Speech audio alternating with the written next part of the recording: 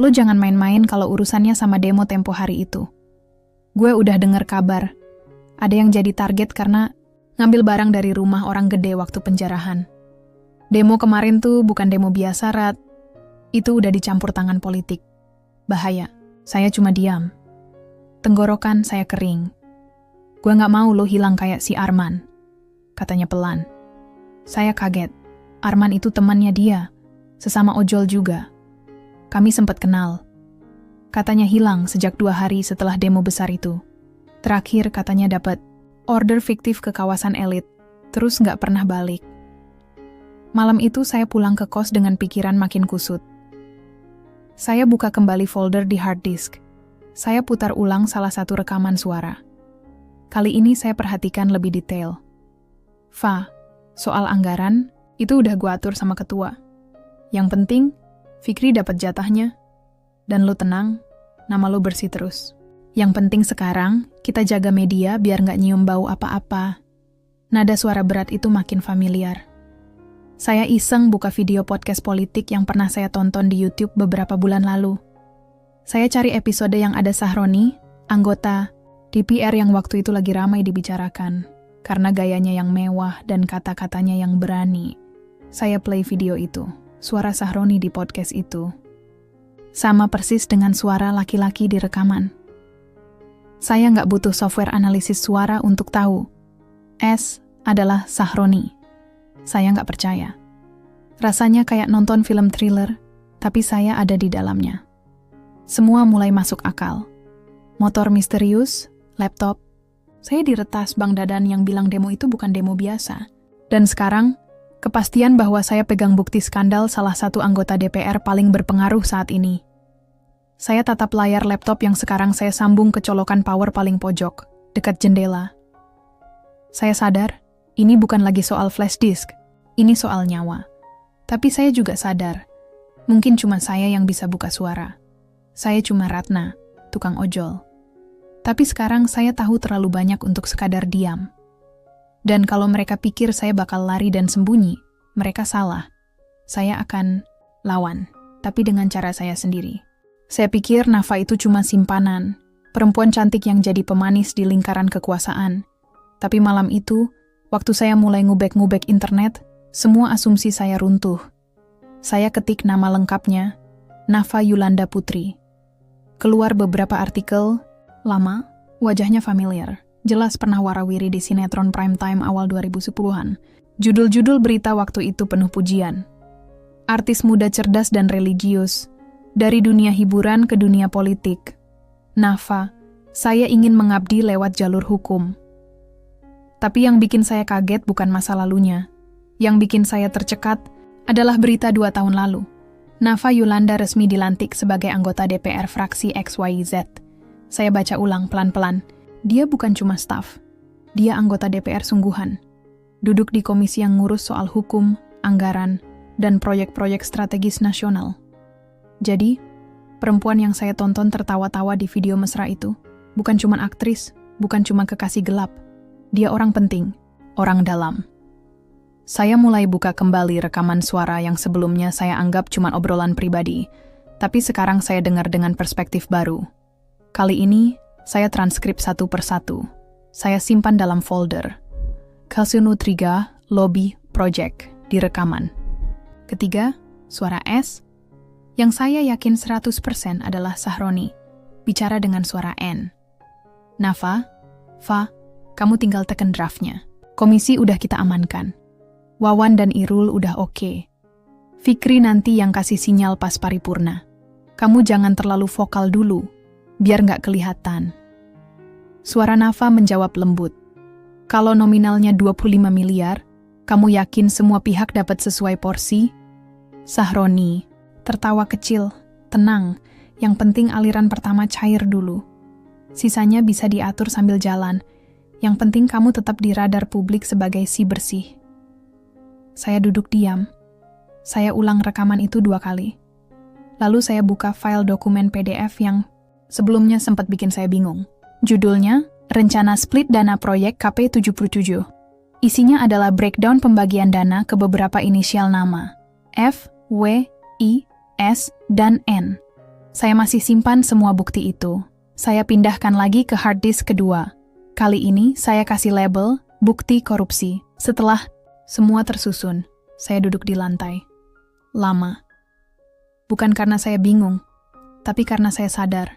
Apa yang saya temukan ini bukan sekadar skandal mesra. Ini pemerasan, korupsi, pencucian uang. Ini jaringan kotor yang dilindungi kekuasaan. Saya pikir mereka cuma main belakang soal cinta. Ternyata mereka juga main belakang soal anggaran negara. Uang rakyat. Saya coba cari tahu nama-nama lain yang disebut di rekaman. Beberapa ketemu. Orang-orang yang duduk di komisi strategis. Bahkan ada yang sering tampil di media sok membela rakyat. Saya makin yakin, saya nggak boleh diam. Tapi saya juga tahu, saya sekarang bukan cuma nyimpen flash disk. Saya nyimpen luka besar negara ini. Dan saya sendirian. Saya buka HP, coba cari nomor jurnalis independen. Tapi semua masih saya pikir-pikir. Saya belum siap buka identitas. Belum siap jadi sasaran. Malam itu saya catat semuanya di buku kecil. Saya simpan di tempat terpisah dari data digital. Nama-nama, tanggal, potongan kalimat. Saya tahu kalau suatu hari saya hilang, buku ini harus ditemukan lebih dulu dari jasad saya. Saya nggak tahu langkah saya selanjutnya apa. Tapi yang saya tahu, Nafa bukan boneka. Dia pemain, dan dia bukan sendiri. Mereka pikir, rakyat kecil nggak bakal peduli, tapi salah besar. Kali ini, mereka harus tahu, satu ojol bisa jadi mimpi buruk bagi mereka semua. Saya putuskan untuk bertemu jurnalis independen. Saya pikir, sudah saatnya semua bukti ini saya serahkan ke orang yang benar-benar bisa mengungkapnya ke publik. Saya nggak bisa terus-terusan hidup dalam ketakutan dan gelap. Saya cari-cari di internet, tanya teman-teman ojol lain yang mungkin tahu. Akhirnya, saya dikenalkan dengan seseorang bernama Andi. Dia bilang, dia kenal banyak wartawan yang nggak terkontrol oleh pemerintah, atau politikus manapun. Orang yang katanya bisa dipercaya. Saya telepon Andi, dan kami janjian bertemu di sebuah kafe kecil di dekat Senen. Jantung saya berdetak kencang waktu itu. Bukan karena senang, tapi karena takut. Saya bawa hard disk eksternal dan flash disk putih yang masih saya simpan rapi dalam kantong jaket. Saya juga bawa laptop lama yang saya pakai buat menyimpan semua data. Di kafe, Andi datang tepat waktu. Orangnya ramah dan kelihatan santai. Seperti orang yang sudah biasa bergerak di dunia media. Saya ceritakan singkat, tanpa membuka semua detail. Saya serahkan flash disk dan hard disk. Dia janji akan kontak wartawan yang tepat dan menjaga keamanan data. Malam itu saya tidur dengan sedikit lega. Tapi kelegaan itu cuma sesaat. Besok paginya saya dapat pesan singkat dari Andi. Maaf Rat, aku harus bilang sesuatu. Aku sudah kasih tahu pihak S. Mereka janji nggak bakal apa-apa sama kamu, asal data dikembalikan. Saya nggak percaya baca pesan itu. Saya balas, tapi nggak ada jawaban. Saya langsung kaget. Laptop dan flash disk yang saya titipkan ke dia hilang. Saya coba telepon Andi berulang kali, tapi nomor itu sudah tidak aktif. Rasa takut berubah jadi panik.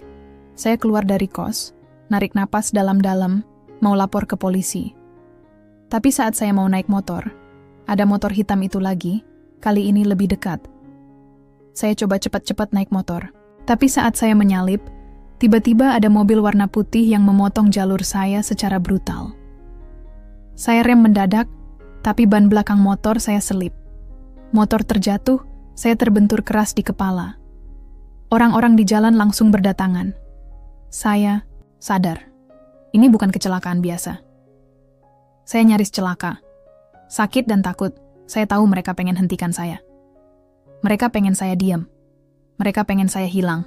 Tapi saya masih di sini, masih bernapas. Saya sadar, pengkhianatan datang dari orang yang saya kira bisa dipercaya. Tapi itu nggak buat saya mundur. Ini makin jelas. Pihak S nggak cuma main di belakang panggung. Mereka punya mata, telinga, dan tangan yang menjalar kemana-mana. Saya nggak tahu siapa Andi sebenarnya. Tapi saya tahu satu hal. Saya harus lebih berhati-hati. Saya nggak bisa lagi percaya orang sembarangan. Saya cuma punya satu pilihan sekarang. Melindungi diri, Honda Sekoran online untuk mengungkap kebenaran. Saya nggak tahu apa yang menunggu saya ke depan. Tapi saya nggak akan biarkan mereka menang. Saya Ratna, tukang ojol yang nggak punya apa-apa. Tapi saya punya bukti. Dan bukti itu masih ada di kepala saya. Setelah insiden kecelakaan itu, saya hampir putus asa. Semua bukti fisik hilang, laptop, flash disk, semua lenyap tanpa jejak. Rasanya dunia menutup pintu rapat-rapat di depan saya. Tapi saya bukan tipe orang yang mudah menyerah. Beberapa hari sebelum ketemu Andi, saya sudah punya rencana cadangan. Saya buat backup data ke cloud dengan enkripsi khusus yang saya pelajari dari video tutorial di YouTube. Saya nggak ahli IT, tapi saya bisa mengikuti langkah-langkah itu pelan-pelan. Saya buat kata sandi yang panjang dan rumit, gabungan huruf besar, kecil, angka, dan simbol. Nah, saya tahu ini satu-satunya harapan saya. Tapi ada satu masalah. Beberapa file di flash disk itu terenkripsi dengan cara yang saya nggak bisa buka. Saya butuh bantuan. Saya pikir-pikir, siapa yang bisa saya percaya? Saya cuma kenal satu orang yang ngerti komputer dan nggak bakal ngelaporin saya ke siapa-siapa. Sahabat saya, Rian. Dia masih kuliah di teknik komputer di kampus negeri. Saya kontak dia lewat pesan singkat, minta ketemu di tempat yang aman. Saya ceritain sedikit tanpa buka-buka data secara langsung. Rian setuju bantu, tapi dia juga ketakutan. Dia bilang ini berbahaya. Saya jawab, kalau bukan kita, siapa lagi? Beberapa hari kemudian, saya datang ke kamar kos Rian di daerah Ciputat. Dia langsung tunjukin program-program yang dia pakai untuk membuka file terenkripsi itu. Saya serahkan file yang belum bisa saya buka. Rian mulai kerja dengan serius. Beberapa kali dia ngeluh karena butuh waktu dan tenaga komputer ekstra. Tapi malam itu, kami berhasil buka satu folder yang sebelumnya terkunci rapat. Isinya bikin saya merinding. Ini bukan sekadar rekaman percakapan. Mesra, ini dokumen-dokumen rahasia rekening luar negeri yang dipakai untuk menyembunyikan uang proyek APBN. Transfer antar bank yang nilainya puluhan miliar rupiah, dan data perusahaan-perusahaan fiktif yang jadi alat pencucian uang. Rian juga nemuin spreadsheet berisi daftar tender proyek pemerintah yang sudah diatur sedemikian rupa. Nama-nama perusahaan yang menang tender itu bukan sembarangan, tapi milik orang-orang yang dekat dengan Sahroni dan Nafa. Kami buktiin ada jaringan terorganisir yang mainkan uang negara lewat celah-celah yang mereka ciptakan sendiri. Saya pegang kertas print out dokumen itu, rasanya campur aduk, marah, takut, tapi juga haru karena bisa melihat kebenaran di depan mata. Saya sadar ini bukan lagi persoalan moral pribadi atau perselingkuhan. Ini sudah korupsi sistemik yang merugikan rakyat.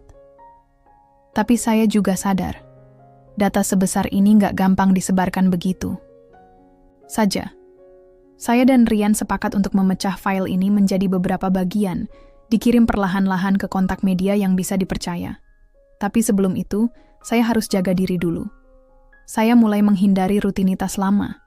Saya ganti nomor HP, saya sering pindah kos, dan saya selalu waspada dengan kendaraan yang mengikut saya. Rian jadi teman setia yang selalu siap membantu dari belakang layar. Saya merasa sedikit lebih kuat karena saya nggak sendiri. Kami punya bukti kuat yang bisa mengguncang istana mereka dan saya berjanji pada diri sendiri. Kalau mereka pikir bisa menghentikan aku, mereka salah. Ini baru permulaan. Saya bukan hanya tukang ojol yang bawa penumpang. Saya sekarang adalah saksi hidup dari sebuah pengkhianatan besar. Dan saya akan terus berjuang sampai kebenaran itu terbongkar. Setelah berhasil mendapatkan bukti-bukti kuat bersama Rian, saya tahu langkah selanjutnya harus dilakukan dengan sangat hati-hati. Saya nggak bisa lagi mengandalkan cara konvensional, apalagi menyerahkan semuanya ke media atau aparat yang mungkin sudah terkontaminasi kekuasaan mereka. Saya harus beraksi sendiri. Saya buat akun anonim di beberapa platform media sosial, dan bahkan di forum-forum dark web yang saya pelajari dari tutorial internet. Saya nggak paham semuanya, tapi saya tahu ini cara yang paling aman untuk menyebarkan informasi tanpa harus ketahuan. Saya beri nama akun itu Putih Terbongkar karena flash disk putih itu